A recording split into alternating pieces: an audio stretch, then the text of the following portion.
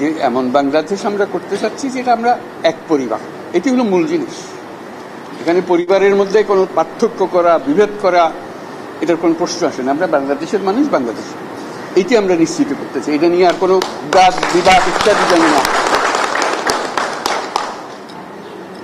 আমাদের গণতান্ত্রিক যে আকাঙ্ক্ষা, সেখানে আমরা বিবেচিত মুসলমান হিসেবে নয়, হিন্দু হিসেবে নয়, বৌদ্ধ হিসেবে নয়, মানুষ হিসেবে আমাদের অধিকারগুলো নিশ্চিত হোক।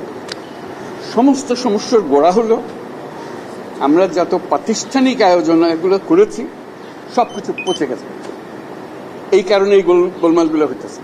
কাজে আমরা প্রাতিষ্ঠানিক আয়োজনগুলোকে ঠিক করতে হবে। যে ন্যায় বিচার হলে কে বিচার পাবেন আমাদের বলেন? আমি কি দেখতেছি এটা কোন ধর্মের, কোন জাতের, কি এটা বলা আছে? আইনে বলা আছে আপনার বিচার।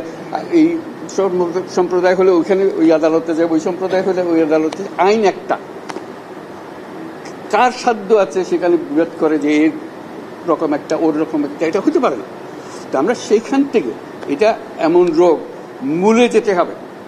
আপনারা যদি বলেন যে আমাদেরকে এইভাবে সংখ্যালঘু হিসেবে এইটা হলো যে মূল সমস্যা থেকে আমরা দূরে সরে যাচ্ছি। আমাদেরকে বলতে হবে আমাদের গণতান্ত্রিক অধিকার প্রতিষ্ঠিত হবে।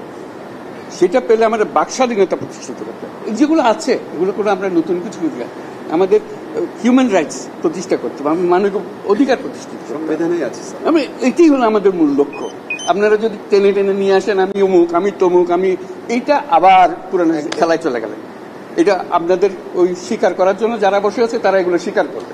আপনারা বলেন যে আমি মানুষ, আমি বাংলাদেশের মানুষ, আমার সাংবিধানিক অধিকার এই আমাকে দিতে হবে। সব সরকারের কাছে এটাই চাইবেন, আর কিছু দেয় না।